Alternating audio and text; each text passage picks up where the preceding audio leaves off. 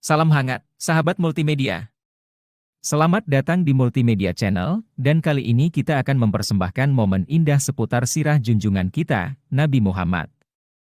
Jangan lewatkan kesempatan untuk mengekspresikan kecintaanmu dengan memberikan like, komentar, dan tentu saja, jangan lupa subscribe agar kita selalu bersama dalam perjalanan multimedia yang penuh makna. Mari kita mulai. Pembinaan semula Ka'bah dan permasalahan At-Tahkim. Ketika Rasulullah berusia 35 tahun, Quraisy memutuskan untuk mendirikan kembali Ka'bah karena strukturnya mengalami keruntuhan. Ka'bah, yang pada awalnya merupakan bangunan setinggi 9 hasta, telah kehilangan atapnya sejak zaman Nabi Ismail alaihi salam. Pencuri-pencuri merampok harta khazanah di dalamnya, dan bangunan ini sering mengalami kerusakan karena usianya yang tua. 5 tahun sebelum Rasulullah diutus, maka dilanda banjir besar yang hampir meruntuhkan Ka'bah. Karena air yang deras mengalir menuju ke arahnya. Menghadapi situasi ini, Quraisy merasa perlu untuk memperbarui Ka'bah agar tetap mempertahankan kedudukannya yang istimewa. Namun, mereka memutuskan untuk menyerahkan tugas tersebut kepada orang-orang yang diakui sebagai golongan baik, yaitu yang tidak terlibat dalam perbuatan haram, penjualan riba, dan tidak menzalimi orang lain. Keputusan ini diambil demi menjaga kebersihan dan kemurnian pembangunan Ka'bah yang baru. Mereka awalnya merasa takut untuk merobohkannya, namun Al-Walid bin Al-Mughirah Al-Makhzumi memulai tindakan tersebut. Setelah melihat bahwa beliau tidak mengalami bencana apapun, orang-orang lain menjadi berani untuk ikut serta dalam merobohkan bangunan lama tersebut. Proses merobohkan berlangsung hingga mencapai dasar yang dibangun oleh Sayyidina Ibrahim. Setelah itu, mereka memulai pembangunan baru untuk Ka'bah. Dalam proses ini, mereka membagi ruangan kepada setiap kabilah, dengan setiap kabilah bertanggung jawab atas bagian yang telah ditetapkan. Semua pekerjaan dilakukan di bawah pengawasan seorang arsitek berbangsa Rom bernama Bakum. Setelah bangunan selesai sampai tahap Hajar al-Aswad, muncul perselisihan mengenai siapa yang memiliki hak istimewa untuk mengangkat dan menempatkannya kembali ke tempat asalnya. Perdebatan ini berlanjut hingga malam keempat atau kelima dan hampir menyebabkan pertumpahan darah serta pertempuran sengit di Tanah Haram.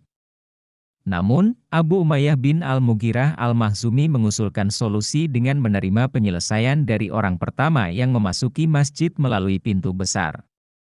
Orang tersebut akan menjadi hakim.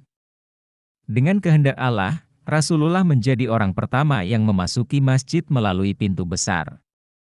Sehingga, semua yang terlibat menyetujui penyelesaian ini, dan mereka menyatakan, Al-Amin. Kami semua sepakat dengan penyelesaian Muhammad. Ketika Rasulullah tiba di majelis mereka, mereka menceritakan peristiwa yang sebenarnya. Rasulullah kemudian meminta sehelai kain, meletakkan Hajar al-Aswad di atasnya, dan meminta ketua setiap kabilah untuk memegang setiap ujung kain. Mereka diminta untuk mengangkatnya bersama-sama. Ketika sampai di tempatnya, Rasulullah sendiri meletakkannya kembali dengan tangannya sendiri ke tempat semula. Inilah cara bijak yang diambil untuk menyelesaikan masalah, dan penyelesaian ini diterima oleh semua kelompok. Karena keterbatasan anggaran, pihak Quraisy terpaksa menunda pembangunan di sebelah utara Ka'bah, khususnya area yang dikenal sebagai Hijr dan Al-Hutaim. Sejauh sekitar 6 hasta dari area ini, untuk sementara waktu dipasang pintu untuk mencegah orang masuk kecuali yang membutuhkan. Setelah struktur mencapai tinggi sekitar 15 hasta, mereka mendirikan 6 tiang untuk menopang atapnya.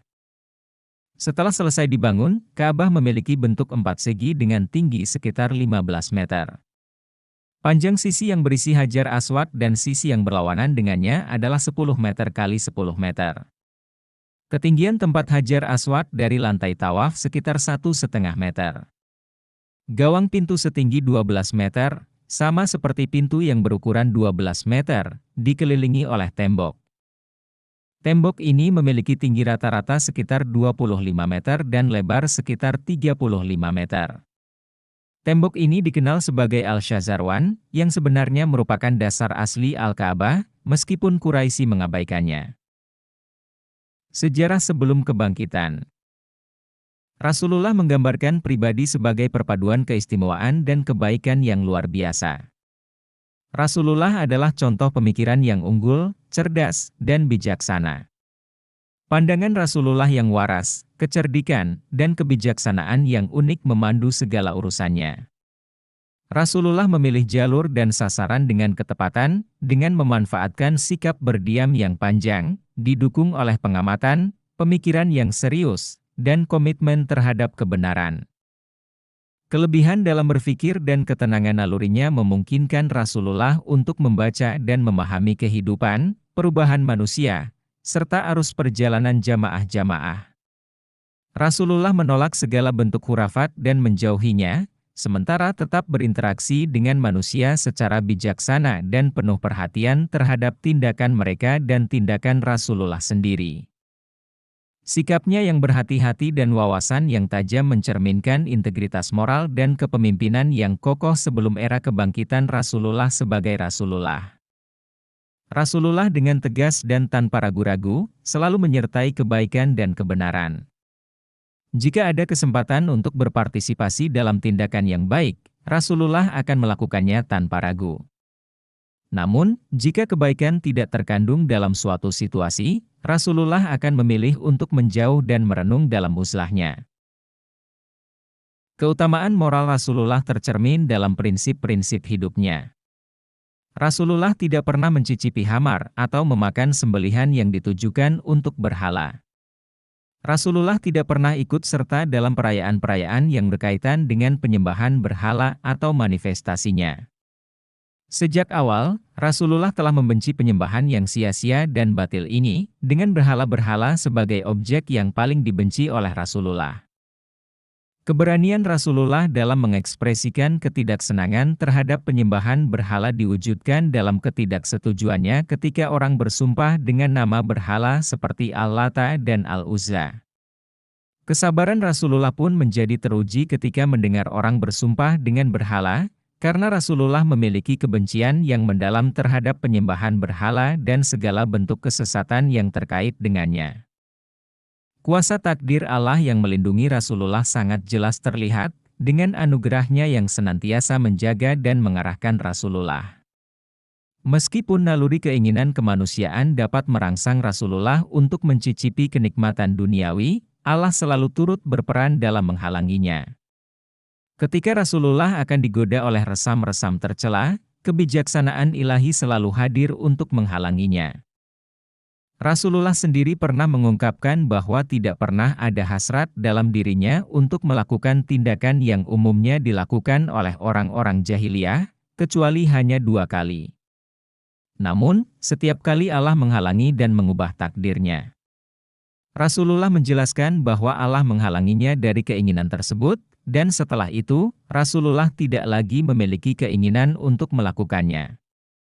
Hal ini berlangsung hingga Allah memberikan risalahnya kepada Rasulullah. Terima kasih telah menemani kami dalam menelusuri kisah kehidupan Rasulullah dalam episode kali ini. Namun, perjalanan ini belum berakhir. Kami akan melanjutkan eksplorasi kisah luar biasa Rasulullah dalam episode berikutnya. Sampai jumpa di episode berikutnya, sahabat multimedia. Mari terus belajar dan mengambil hikmah dari setiap kisah yang kami bagikan.